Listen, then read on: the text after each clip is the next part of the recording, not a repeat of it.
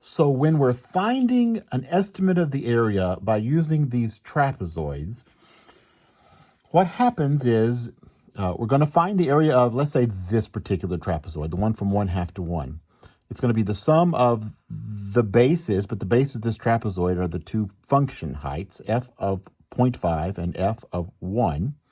So 1/2, the sum of those bases, times the height of that interval, which in this case happens to be 1/2. And then I move here, and I'm going to get f of 1 plus f of 1.5 times 1/2, and then the width of the interval, which is also 1/2. But notice I used f of 1 to find the area of that trapezoid, and f of 1 to find the area of that trapezoid. I use almost all of the function values twice. I only use f of -1 to find the area of this first degenerate trapezoid, and I only use f of 2 to find the area of this last trapezoid, but all of the other ones get used twice. So the way that the trapezoidal rule works is, by the way, I went ahead and added up the left-hand endpoint rectangles and the right-hand endpoint rectangles and got those two approximations for the area. The trapezoidal rule says I'm going to have to multiply them. The trapezoidal rule says I'm going to use, out of ink in that one, I'm going to use the first one once, the last one once, and I'm going to use all the rest of them twice. So I'm going to take the multiplier here, I'll call it m, times the function value, and see what I get.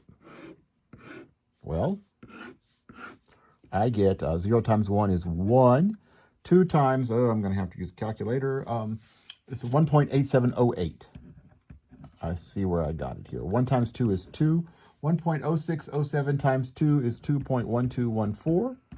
2 times 1, this is 2.8284. 2.8284. This is 4.1834. And 3 times 1 is 3. Okay, so what I'm doing is I'm multiplying. I'm using the 0 once. Each of these I get added in twice, and that one gets added in once. Okay, then I will add those up. Right, I'm going to find the sum of them. Let me see if I can do that here. I get 16.004 if I add them all up.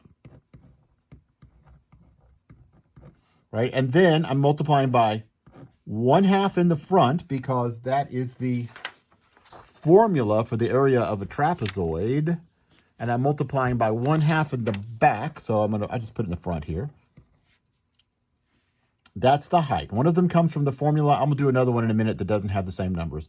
1/2, 1/2, so 1/4 times that is 4.001 as my trapezoidal rule estimate for the area under this curve.